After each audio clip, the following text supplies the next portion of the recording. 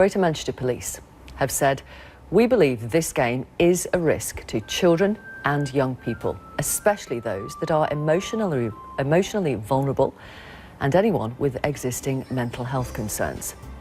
The coroner has warned this is a psychological horror game with suicide as a main feature, and notes too, it does warn it's not suitable for children. However, the graphics, etc., are clearly aimed at young people. Saying that this is marketed towards children means that the BBC have no idea what a weeb is, so first of all they fucked up there. Then if we get to the actual point of this report, which is that the game's disturbing and not meant for children, well, there's so many fucking warnings that it's impossible to not be warned several times before you start playing.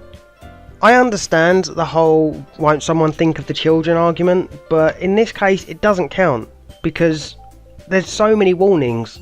And I mean, I can understand where the father of the child is coming from. I mean, I had a family member commit suicide in 2016, and it is really damn harsh.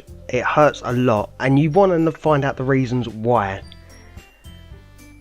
But him blaming it on a video game and having the news and the BBC and all these other places kind of coddle him and say, yeah, that's obviously the reason, just seems irresponsible at best.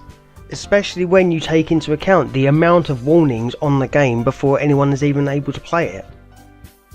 At the end of the day, I think it's massively irresponsible of Manchester Police and the media in general to try and imply that this game was the cause of a suicide of a child, which was obviously a tragedy.